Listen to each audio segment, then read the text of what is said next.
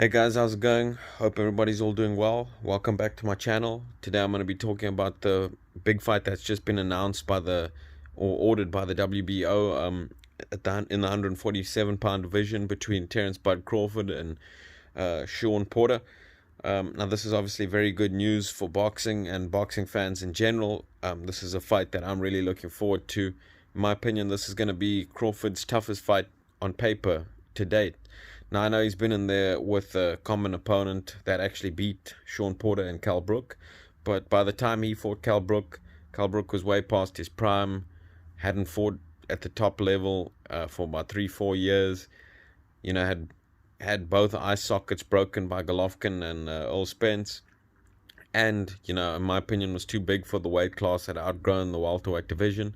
He was always a big welterweight, and right at the end of his career, I think he was pretty weight trained, as well as there being a rehydration clause for that fight. So, in my opinion, this is going to be the toughest test of Terence Crawford's career. Now, a lot of people have Crawford right at the top of the pound for pound list. In my opinion, I can't put him at the top of the pound for pound list due to his resume being as thin as it is. I think the best victory on Crawford's resume is probably that victory against Victor Postal back at 140 pounds when he became the undisputed unified 140-pound champ. But in my opinion, that's probably his best victory against Victor Postal, who's not really an A-level fighter in my opinion, more of a B-level fighter. And probably his next best victory might be against Mean Machine, but we're not even really sure how good Mean Machine is yet. He has got a solid victory over David Avanesian, who we saw what he did to Josh Kelly. But his victories over guys like Amir Khan and Cal Brook, in my opinion, they all were well past their prime as well. Then you look back to his victory over Gamboa. That's probably one of his better victories as well on his resume, back at 135 pounds. And I even think Gamboa was a little bit past his prime, in my opinion, when he fought Bud back then. And he gave Bud a lot of problems in that fight. He hurt Bud a couple times, and he was actually outboxing Bud and, really giving him problems with his speed. But obviously Bud had a big size advantage in that fight and, made the adjustments, used his size and switched southpaw and, was able to counter and hurt Gamboa. And, Bud's one of the best finishers in the sport. Once he hurts you, he pretty much will get you out of there. One of the best finishers in the sport, in my opinion. Very entertaining fighter to watch. Like I say, he's pretty much like a welterweight Tyson Fury. He can box you orthodox or southpaw. He can box you on the inside or on the outside. He can get grimy in there if he needs to. He's definitely prefers to be a sharp shooter, counter puncher, box you from the outside type of guy. But he's one of the few, boxers in the sport that has that meanness to him, that grittiness to him, to where, he's not afraid to get into a real fight. He's not afraid to be in a dog fight. And in my opinion, that's why this fight's going to be so entertaining to watch, because Shawn Porter, all he does is make a fight, ugly. He just wants it to be a dog fight. And obviously, I think that's going to be Porter's game plan in this fight, is going to be to put the heat on Crawford, try and pressure him, try and, get in his face, try and maul him, rough him up on the inside, try use your strength advantage, being the shorter, stockier, ex-football player that Shawn Porter is. He's obviously going to try and bulldog Crawford in this fight, try and rough him up, put him on the ropes, and really try and, wear him down, because Crawford really hasn't been in there with a guy as physical as Shawn Porter. So like I say, in my opinion, this is definitely going to be Crawford's toughest test of his career on paper. Obviously now Porter, he's been in there with the best at the 147-pound division. He's been in there with Earl Spence. He's been in there with Keith Thurman, Danny Garcia, Adrian Browner, Dennis Ugas, Cal Brook. The list goes on with Shawn Porter, and nobody's been able to beat Shawn Porter really cleanly and decisively. Porter makes almost every opponent he fights look bad. You look at the Earl Spence fight, he almost beat Earl Spence. If it wasn't for that knockdown in that fight, he may very well have upset Earl in that fight. look at the Keith Thurman fight, that was a very, disputed split decision victory that Thurman had in that fight.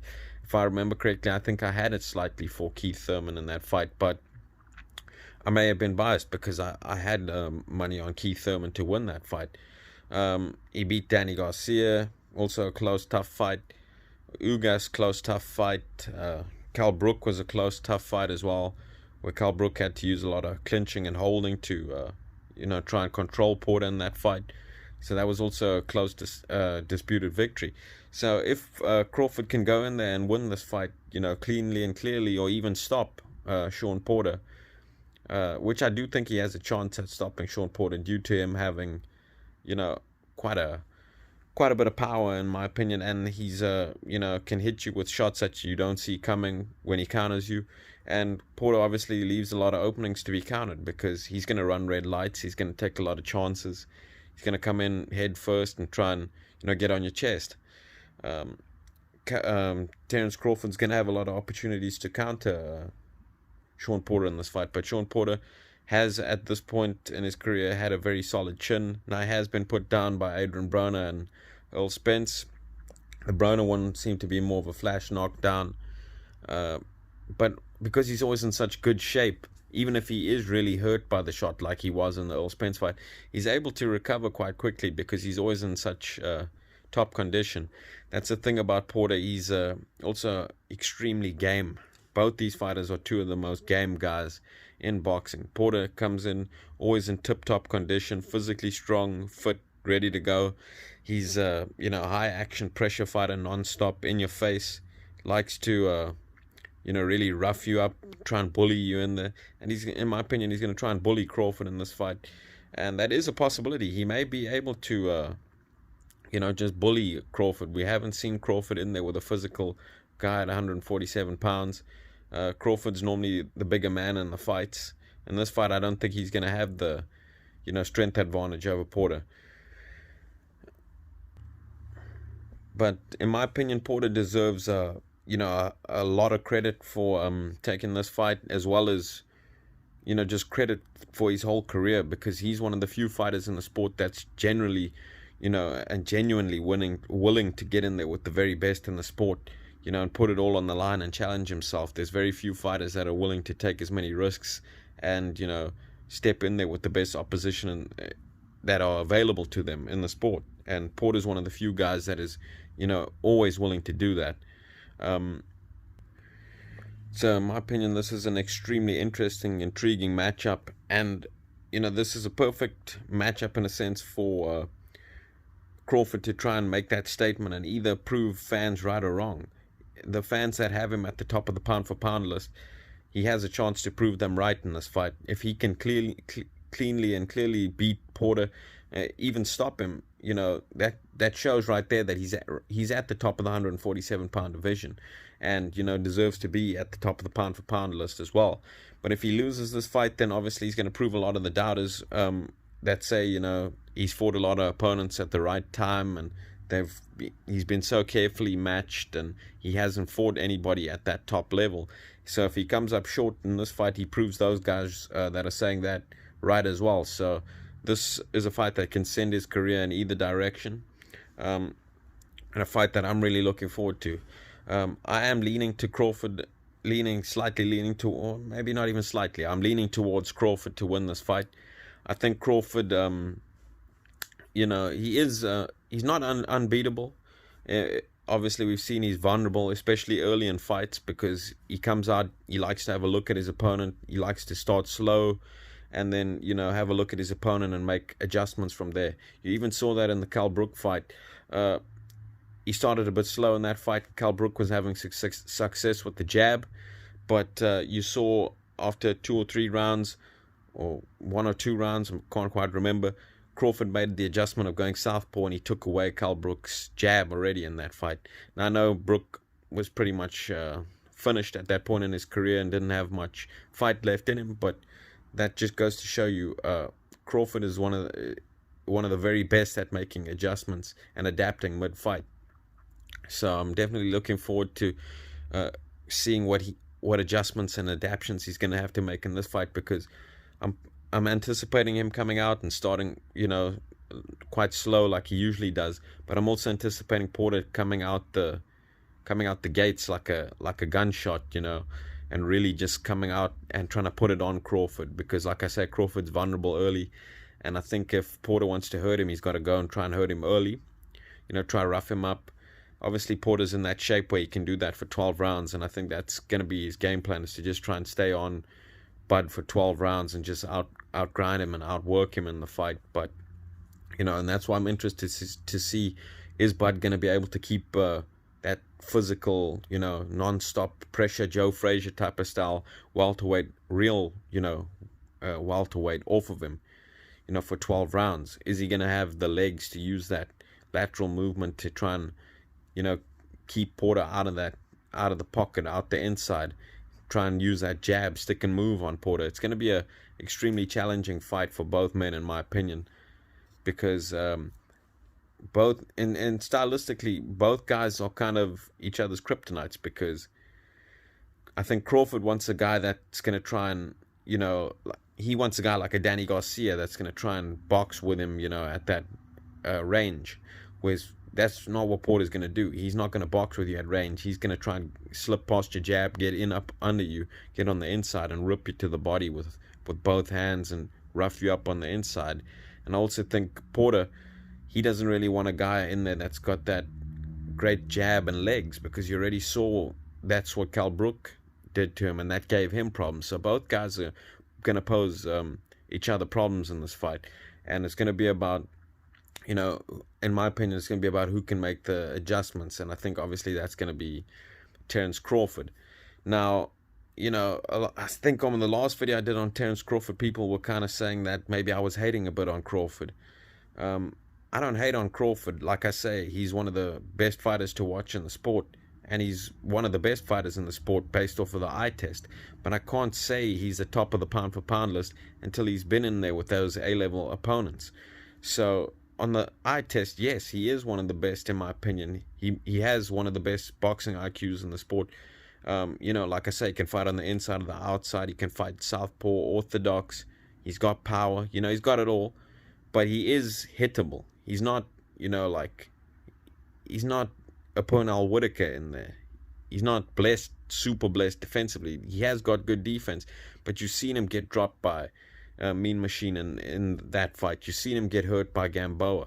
So, and those are not against A-level opponents. So when I've seen that happen to him against those guys, now I know Mean Machine maybe is a harder puncher than Shawn Porter, but to me, when that's happening to you against B-level fighters, I can't just pick you over a guy like Pacquiao or somebody, because I think that was the video where they were saying I was hating on him. He's got to prove it at that A level that he's better than these guys. On the eye test, yeah, he looks good. He looks the goods, but I mean, he hasn't proven it yet, in my opinion. But he is definitely a very versatile and well-rounded fighter, like I say. But they are, like I say, he is still vulnerable in there. But like I say, I'm leaning towards I'm leaning towards Crawford in this fight. I think he has got a chance at a stoppage. Like I say, he has got power, and Porter's going to give him a lot of opportunities to counter him and hit him with shots. And sometimes, Porter doesn't see these shots coming because he's too busy throwing his own shots. And he's wailing away, smothering his shots sometimes, and I can see Crawford countering him with an uppercut, as Porter's on the inside and hurting him. Also, Porter's been through a lot of tough fights. Like I say, he has a lot of experience at the top level at the welterweight division. He's taken a lot of big shots from guys like Danny, Ugas, Porter, Thurman, Earl Spence. So there comes a time where there gets a dent put in your chin. That may be this fight, because we saw him get put down in that lot against Earl Spence. But like I say, that's tough for me to say that, because that is kind of damned if you do, damned if you don't for Terence Crawford, because now that he is stepping up against Shawn Porter, once again, it's after Shawn Porter's been through all these wars. So even if he does, stop Porter in this fight, a lot of people will be sitting back saying, yeah, well, Porter's Porter's shot. He's been through all these wars. He's been knocked down in his career by, Spence and Broner, and, maybe his chin's gone now. He's past it. So I don't want to say that, but I do think there is a chance for Crawford to catch Shawn with a good, counter punch that he doesn't see, maybe an uppercut on the inside or something like that, or even a check hook when Porter's trying to come forwards and get on the inside, and hurt Porter. And once Crawford hurts you, he will most likely finish you. One of the best finishers in the sport. So, in my opinion, this is a very interesting fight, because nobody yet has been able to beat Porter, and look good doing it. So, in my opinion, if Crawford is able to beat Shawn Porter and look good, look clean, not get roughed up too badly, maybe even stop Porter, he does deserve the credit. Whether or not you think Porter's been through all these wars and stuff, I think he does deserve the credit, to be being able to beat Shawn Porter that clearly and convincingly, because like I say, nobody's been able to do that. So I think this is Crawford's toughest fight on paper. If he goes in and makes it look easy, I'm going to give him all the credit in the world for making it look easy against Shawn Porter. And, then he, in my opinion, can start to claim being the top of the 147-pound division. So, let's see how it goes, guys. Let me know who you guys are picking to win this fight. Like I say, I'm going with Terence Crawford. Based off of the eye test, he looks real good. But Shawn Porter, extremely rough, tough customer, always game, always comes in the best shape, never easy to beat. And, I don't think it's going to be easy. I don't think he will look, like $1 million in there against Shawn Porter, because who has looked like that against Shawn Porter? And Shawn Porter, what Shawn Porter's going to do, but he still comes in and does it, because he's just in that type of shape where he's going to do that for 12 rounds. So, in my opinion, it's going to be a hard fight, but I think Crawford's going to win it, probably by a unanimous decision, competitive, slightly close unanimous decision. Although I do think he has a chance to get a knockout against Shawn Porter. And obviously Shawn Porter himself, he has a decent chance to win this fight, because he can just outwork and outmuscle and outhustle Crawford for 12 rounds and just bulldog him for 12 rounds. And I don't think he'll stop Crawford, because Crawford is also very game and tough. So I don't see Crawford really quitting, and I don't think Shawn has that type of knockout power to where he's going to be able to stop or knock out Terence Crawford. But yeah, I'm going with Terence Crawford to win this fight, probably by decision. Let me know who you guys are picking to win this fight in the comment section below. Thanks for listening. Talk to you guys again soon. Peace.